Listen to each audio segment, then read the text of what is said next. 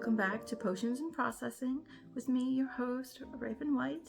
This is episode 4, and last episode was really heavy. We talked about some emotional stuff about why this channel even exists. So I thought this time, let's back it up a little bit and talk about just some fun random facts about me. You can get to know me a little bit better. Am I filming this in the same day? Absolutely not. I don't even know why you're questioning it. Let's just move on. To begin with, yes, I'm a writer and we've talked about it before. I thought we could talk about that a little bit and how I got there. So I am mentally ill, which I'm sure is a surprise to absolutely nobody who watches my channel. I struggle with depression, anxiety, complex PTSD, just to name a few. And to cope with that, I write poetry. I started writing poetry when I was a teenager, actually. I have volumes of sad poetry. And I used that to work through a lot of complex emotions that I was not allowed to vocalize in my home. I'm a big supporter of libraries. Support your local libraries, people. When I was a small tot, and by small tot, I mean an emo teenager, I would go to the library and check out stacks of library books of poetry. I'm talking like Henry Wadsworth Longfellow, Edgar Allan Poe, of course, Emily Dickinson, Henry Thoreau. Of course, I'm sitting here like trying to name them and now I can't think of any. I'm so sorry to all of the poets before me. I do actually have like a whole poem dedicated to all of the poets before me, which is in one of my books. Don't ask me which one. Speaking of, I do have several books. I have I Am Raven, which was the first book that I ever self-published. And it was just kind of an introductory poetry book to who I was. Talks a little bit about my trauma, but it's mostly just kind of an exploratory kind of what I wanted to do with poetry. It has some love poetry, it has some trauma poetry, it has a little bit of fantasy poetry in it, if you will. The next poetry book that I put out was Cry of the Raven, and it was modeled after the story of the white raven who stole the sun from the sky. And I really just liked that whole concept. The white raven steals the sun from the sky, and in the process is burned black. And that's why we have black ravens, but every once in a while, a white raven is born to remind you of the sacrifice that it made to bring us the sun. And I always thought that was a really cool metaphor for healing, because healing is a very painful process and requires a lot of sacrifice of self in order to do it. And so I modeled my poetry collection after the white raven stealing the sun. And spoilers, that's where my name is from. So that's my second poetry collection, is The Cry of the Raven. And it is about going through the healing process and coming out the other side and what that looks like and how hard it is and how difficult healing is. Because I felt the healing process itself, the dark, nasty side of it, is not often talked about. I feel like the live, laugh, love of healing is usually highlighted. You know, healing and positivity and all that, which is great. We need that for sure. But there's also the realisticness of it. And I think that's why healing is the harder choice, is because it is not easy and it requires so much sacrifice in order to get through to the other side, especially when you're healing things that you didn't even do to yourself. So after Cry of the Raven came out, I wrote my first novel, which is The Sentimental Dead. The Sentimental Dead is a post-war dystopian vampire novel. And it's about a vampire named Emil. Emil is a turned vampire. He was turned against his will, and he lost his family in the process, and he doesn't remember what happened to him. He doesn't remember how it happened to him. He just knows he woke up, he was turned, he wakes up with his best friend who already was a turned vampire. Ash was already one, and kind of helps him through the process. But he wakes up, his whole family is dead, and he has to rebuild his life. So it has like elements of like found family. He fights monsters. He's trying to rebuild his life after this catastrophe and figure out who he is. And he has like these shards of memory come back to him throughout the process. So the theme of the story is kind of, are we born monsters or do we become them? There's also commentary in it about queer culture and how queer people are treated in the social world. So if you're into social politic commentary, that is in there also. After The Sentimental Dead, which is a trilogy by the way, have I written the other ones? No, but it's a process. It's coming, it's happening. It's hard work, people. It's hard out here for a starving artist these days. After The Sentimental Dead came out, then I wrote Haunted Hallways. Haunted Hallways is a poetic story. So it's poetry, but all of the poetry tells one story. And it is interrupted by journal entries from the main character. It has a unreliable narrator theme, so you only have the perspective of the main character.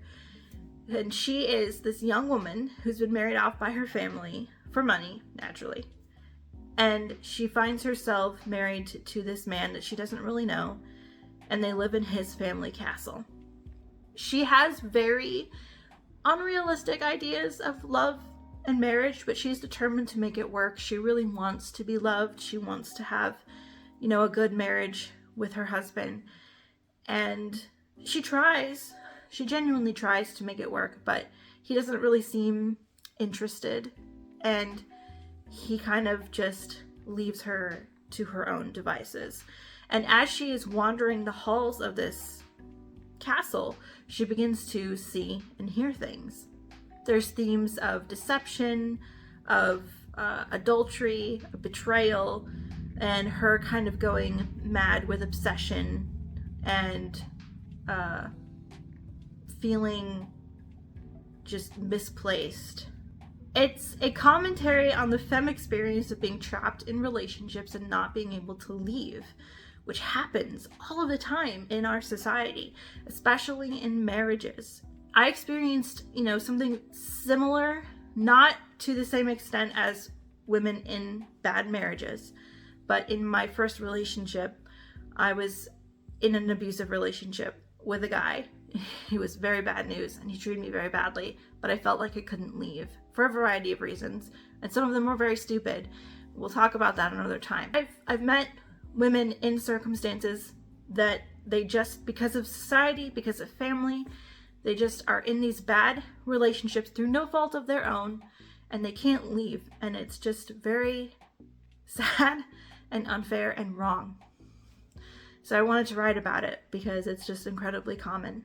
So Haunted Hallways is something I'm really proud of, and it's very dark, very spooky, very gothic, and it ends with kind of a good for her situation. After Haunted Hallways, I took a little bit of a break, and I'm currently working on a new book called Entropy. Entropy is about my journey through chronic illness and pain. Now, I've been through a lot in my relatively short span of life. I'm only 35. I'm going to be 35 at the end of this year, 2025. So I'm currently 34. Don't want to age myself too much. But I've been through a lot. I have had endometriosis, adenomyosis, polycystic ovarian syndrome. I have degenerative disc disease, Ehlers-Danlos syndrome. I have a form of dysautonomia. I can never say that word right, but it's like POTS, but I don't officially have POTS. I have some other diagnoses, I think, waiting on the horizon, but we will wait and see. I have acute, widespread body pain and extreme fatigue all of the time. We're trying to figure some things out, but it ain't looking so hot. But I've had a lot of the symptoms I've had since my early 20s. And it's been incredibly difficult to get doctors to listen to me and to take my pain seriously. One, because I was young, and two, because look at me. So it was something that was really important that I wanted to talk about, especially in this last year. In 2023, I herniated a disc in my back really badly, and it just wasn't getting better, and it just caused a domino effect, and my health severely deteriorated over the last couple of years. And that really prompted me to want to write Entropy, because no one was listening to me and I wasn't getting better, and everything just got so much worse. And then I was just getting these other diagnoses after that if I had gotten so much sooner in my life, it could have spared me a lot of suffering. But Entropy is about that, and it is a botanical horror.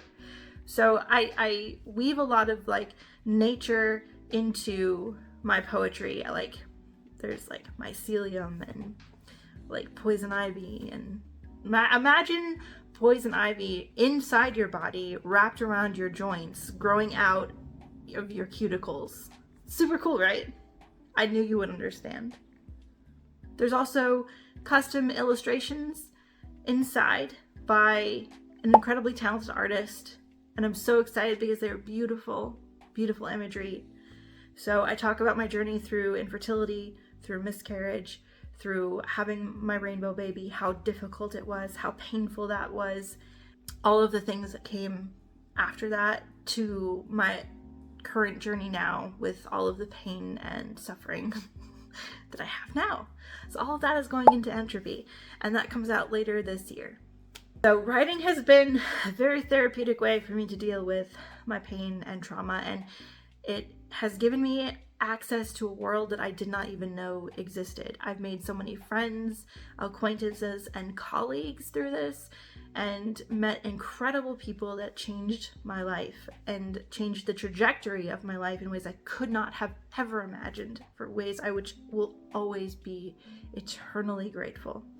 I'm a big believer that if you think you should just try it. You never know. Just do it. Just reach out and do it. I started off posting little snippets of poetry on Instagram in like 2019. No, before that, in like 2017, 2016, something like that. And it just turned into a whole thing.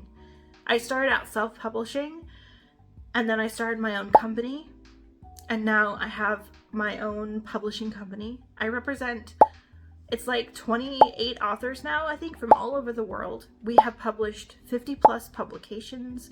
We have a magazine. We do all kinds of events. We do charity work.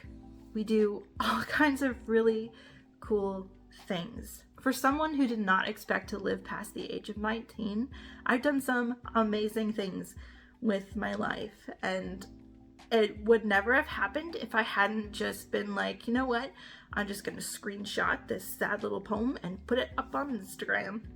You never know the power of social media, for one, but mostly the power of self. You're capable of so much more than you think that you are, and all you have to do is just try. Just go for it. Just give yourself the smallest, most tiny fraction benefit of the doubt. This has been this episode of Potions and Processing. Much more lighthearted than the last one, I hope. And I hope that you've enjoyed it.